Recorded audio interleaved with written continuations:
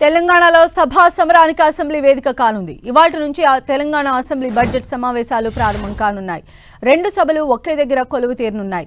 మొదట ఉదయం 11:30 అసెంబ్లీ ఆవరణలో తెలంగాణ తల్లి విగ్రహాన్ని గవర్నర్ శివప్రతాప్ శుక్లా, సీఎం రేవంత్ రెడ్డి, మండలి చైర్మన్ గుత్తా సుఖేందర్ రెడ్డి, స్పీకర్ గడ్డం ప్రసాద్ కుమార్ ఆవిష్కరించనున్నారు.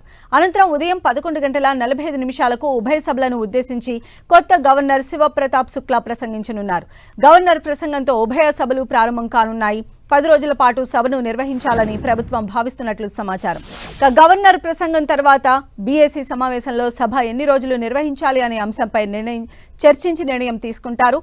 రేపు ఎల్లుండి గవర్నర్ ప్రసంగానికి ధన్యవాదాల తీర్మానంపై చర్చ జరగనుంది.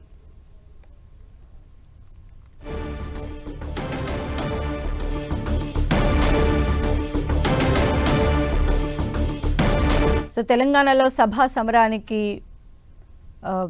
అసెంబ్లీ వేదిక కాబోతోంది. ఇవాళ నుంచి తెలంగాణ అసెంబ్లీ బడ్జెట్ సమావేశాలు ప్రారంభం కాబోతున్నాయి. 20న బడ్జెట్ ని ప్రవేశపెట్టే అవకాశం ఉంది. మరిన్ని అప్డేట్స్ తెలుసుకుందాం. మా ప్రతినిధి కరుణాకర్ మనకు అందుబాటులో ఉన్నారు. కరుణాకర్, సంధ్య, మరి కాసేపట్లో తెలంగాణ అసెంబ్లీ బడ్జెట్ సమావేశాలు ప్రారంభం కాబోతున్నాయి. సరిగ్గా 11:45 గవర్నర్ ప్రసంగంతో ఉభయ సభలు ప్రారంభమవుతున్నాయి. ఉభయ సభలను ఉద్దేశించి గవర్నర్ శివప్రతాప్ శుక్లా ప్రసంగించబోతున్నారు. గవర్నర్ ప్రసంగం తర్వాత బీఏసీ సమావేశం ఉంటుంది. బీఏసీ సమావేశంలో ఈసారి తెలంగాణ బడ్జెట్ సమావేశాలను ఎన్ని రోజుల పాటు నిర్వహించాలన్న దానిపై ఒక నిర్ణయం తీసుకోబోతున్నారు. స్పీకర్ అధ్యక్షతన అసెంబ్లీ శాసనసభ సమావేశాలపై కావచ్చు, మండలి చైర్మన్ అధ్యక్షతన శాసన మండలి సమావేశాలు 2 రోజుల పాటు నిర్వహించాలని దానిపై ఒక నిర్ణయం తీసుకునే అవకాశం కనిపిస్తుంది. మనకున్న సమాచారం మేరకు 10 దినాల పాటు, అంటే 10 వర్కింగ్ డేస్ పాటు ఈసారి అసెంబ్లీ బడ్జెట్ సమావేశాలు జరిగే అవకాశం కనిపిస్తుంది. ఇక ఈ నెల 20న అసెంబ్లీలో అటు మండలిలో బడ్జెట్ను ప్రవేశపెట్టాలని చెప్పి ప్రభుత్వం నిర్ణయం తీసుకున్నట్టు తెలుస్తోంది.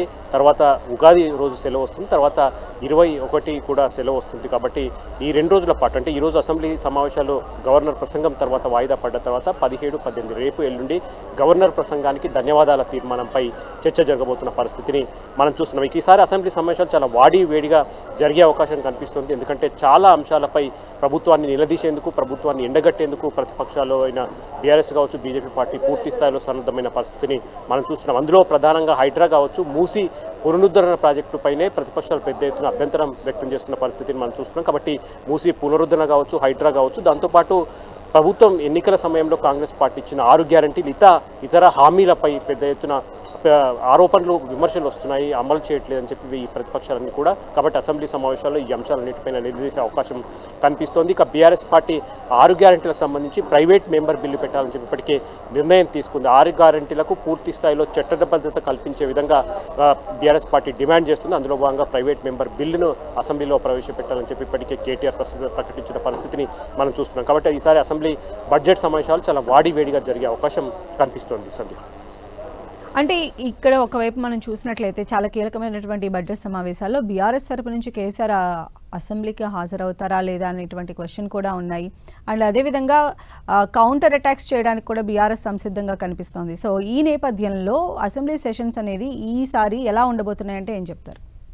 ఖచ్చితంగా ఈసారి అంటే బడ్జెట్ సమావేశాలకు బీఆర్ఎస్ అధినేత, ప్రధాన ప్రతిపక్ష నేత అయిన కేసీఆర్ హాజరవుతారా లేదన్న దానిపై ఒక సందిగ్ధం నెలకొంది. ఇప్పటివరకు అయితే బీఆర్ఎస్ పార్టీ నుంచి దానిపై క్లారిటీ లేదు. మనకున్న సమాచారం మేరకు ఈసారి బడ్జెట్ సమావేశాలకు కేసీఆర్ హాజరయ్యే అవకాశం కనిపించట్లేదు. ఎందుకంటే మనం చూసాం లాస్ట్ బడ్జెట్ సెషన్లో ఆయన గవర్నర్ ప్రసంగం రోజు మాత్రం అసెంబ్లీ సమావేశాలకు వచ్చి మరి వెంటనే వెళ్ళిపోయిన పరిస్థితిని మనం చూసాం. కానీ ఈరోజు గవర్నర్ ప్రసంగం ఉండబోతుంది. అయినప్పటికీ కేసీఆర్ వచ్చే అవకాశాలు మాత్రం ఏమాత్రం కనిపించట్లేదని చెప్పి బీఆర్ఎస్ పార్టీ వర్గాలు చెప్తున్న పరిస్థితిని మనం చూస్తున్నాం. దాంతోపాటు మరి కాసేపట్లో, అంటే గవర్నర్ ప్రసంగానికి ముందు, అసెంబ్లీ సమావేశాల ప్రారంభానికి ముందే అసెంబ్లీ ఆవరణలో ఏర్పాటు చేసిన తెలంగాణ తల్లి విగ్రహం ఏర్పాటు కూడా ప్రభుత్వం ఏర్పాటు చేసింది. గవర్నర్ కూడా ఈ కార్యక్రమంలో పాల్గొనబోతున్నారు. అయితే ఈ తెలంగాణ తల్లి విగ్రహావిష్కరణ కార్యక్రమాన్ని బీఆర్ఎస్ బైకాట్ చేసింది. ఈ కార్యక్రమానికి హాజరు కావద్దని చెప్పి బీఆర్ఎస్ పార్టీ నిర్ణయం తీసుకుంది. గతంలో ఉన్న తెలంగాణ విగ్రహ రూపాన్ని పూర్తి స్థాయిలో మార్చేశారు, తెలంగాణ తల్లి చేతిలో ఉన్న బతుకమ్మను మార్చేశారని చెప్పి పెద్ద ఎత్తున బీఆర్ఎస్ పార్టీ అభ్యంతరం వ్యక్తం చేస్తుంది. కాబట్టి ఈరోజు జరిగే తెలంగాణ విగ్రహావిష్కరణ కార్యక్రమానికి